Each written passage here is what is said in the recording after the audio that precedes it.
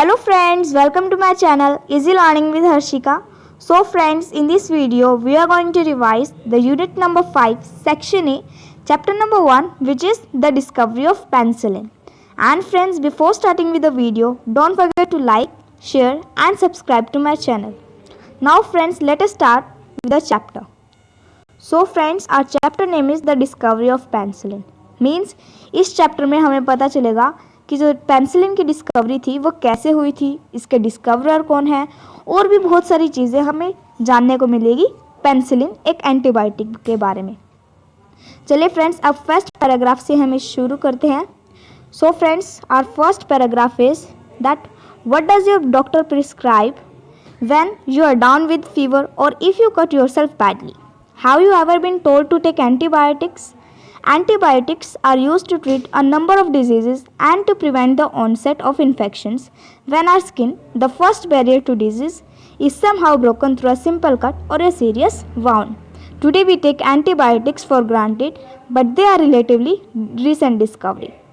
So friends, इस paragraph में हमें बताया है कि सबसे पहले वो पूछते हैं कि क्या आपके डॉक्टर ने कभी एंटीबायोटिक को बताया है कि आपको एंटीबायोटिक्स लेनी चाहिए जब आपको फीवर हो या फिर आपको थोड़ा सा कट लग जाता है। सो यहाँ पे हमें पूछा है कि क्या आपके डॉक्टर ने कभी ये प्रिस्क्राइब किया है। और जो एंटीबायोटिक्स है वो क्या होती है? एंटीबायोटिक्स जो हैं वो एक माइक्रो ऑर्गेनिज्म से बने हुए सब्सटेंसेस होते हैं जो कि बहुत सारी डिजीज़ को प्रिवेंट करते हैं, हमें बहुत सारी डिजीज़ से कि वो हमें इन्फेक्शंस ना करे, जो कि हमारी स्किन से होती है। एंड ये जो है स्किन जो है वो थोड़ी सी अगर ब्रोकन हो जाती है सिंपल कट से या फिर बहुत ज़्यादा वाउंड हो जाता है, तो इसलिए हम एंटीबायोटिक्स का यूज़ करते हैं।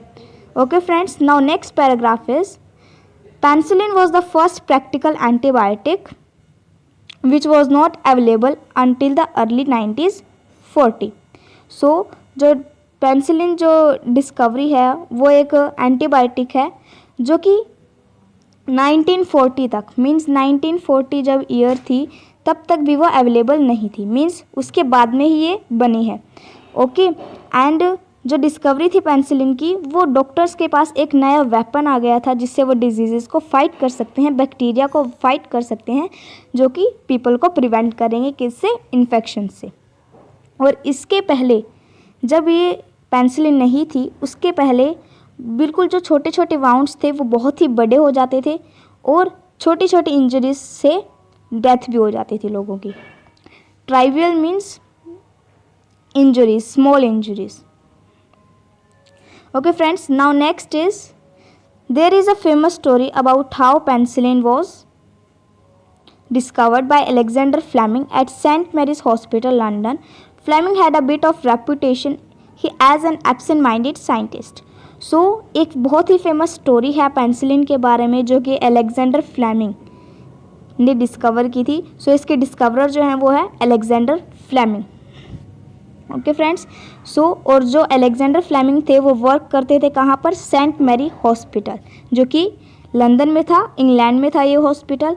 और जो फ्लेमिंग थे उन्हें एब्सेंट माइंडेड साइंटिस्ट कहा जाता था क्योंकि वो थोड़े से एब्सेंट माइंडेड साइंटिस्ट के दूसरे साइंटिस्ट से कहे जाते थे।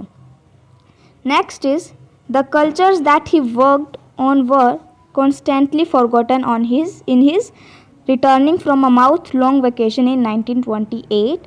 Fleming noticed that many of his culture plates were contaminated with the fungus which was species of Penicillium. Although the species of the mold was unknown to Fleming at the time, he observed that it was inhibiting the growth of bacteria. So जो culture plate थी, culture जहाँ पे micro organism को रखा जाता था, तो वहाँ पर वो जब वैकेशन पे गए थे अपनी, तो वहाँ पर वो अपनी कल्चर प्लेट को ऐसे ही छोड़ गए थे खुला। और जब वो वापस आए अपनी वैकेशन से, 1928 थी वो ईयर, तब फ्लेमिंग ने नोटिस किया जो कल्चर प्लेट थी उसके ऊपर एक फंगस आ गया था जिसका नाम था पेनिसिलियम। जब उन्होंने रिसर्च की तो उन्हें पता चला कि जो फंगस जो है वो था पेनिसिलियम, जो कि बहुत ही हेल्पफुल था किसमें? इनहेबिट करने की बैक्टीरिया की ग्रोथ को, मींस बैक्टीरिया की ग्रोथ को वो कम कर रहा था। Okay friends, now To understand the importance of Fleming's discovery, we have to go back to late 19th century when Louis Pasteur discovered that many diseases were caused by microorganisms.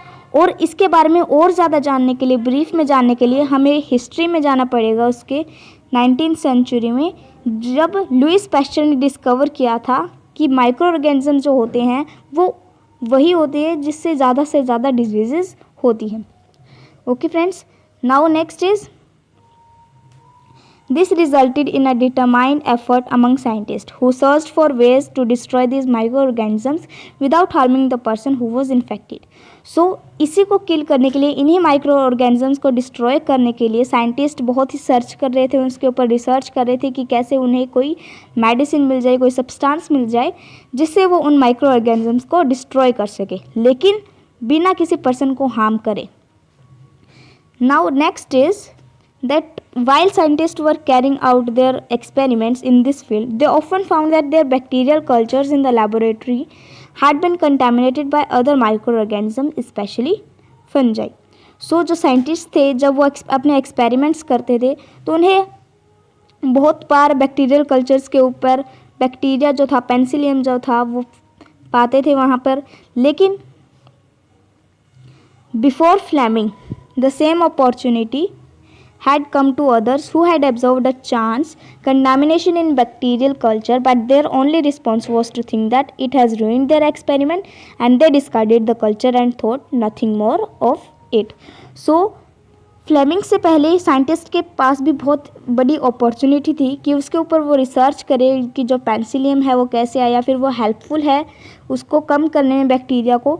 लेकिन other scientist ने ऐसा कुछ नहीं किया और उन्होंने सोचा कि बस जो है इस पेनिसिलियम ने, इस सब्सटेंस ने हमारे कल्चर प्लेट्स को रुइन कर दिया है, ख़राब कर दिया है और हमारा एक्सपेरिमेंट जो है वो बिल्कुल ख़राब हो गया, और इसलिए वो जो कल्चर प्लेट थी उन्हें थ्रो कर देते थे, तो मीन्स उसका यूज़ नहीं करते थे. लेकिन but Fleming on the other hand followed up on his observation and that was where the difference lay. However even after his discovery was published, not much attention was paid to it. Fleming did not become famous overnight, and there were, in fact, many people who doubted that the discovery would be of any value. Initially, Fleming was unable to prove that it had any therapeutic value, and he began to doubt on his own research. जब scientist ने सोचा कि वो हमारे experiment को ruin कर दिया, लेकिन फ्लेमिंग्स ने ये सोचा, उसने अपनी ऑब्जर्वेशन चालू रखी, उसने देखा कि पेनिसिलियम कैसे आया और ये कैसे हेल्पफुल है बैक्टीरिया को कम करने में. लेकिन जब उन्होंने डिस्कवरी कर दी थी उसके बाद में वो बहुत ज़्यादा पब्लिश नहीं हुए थे.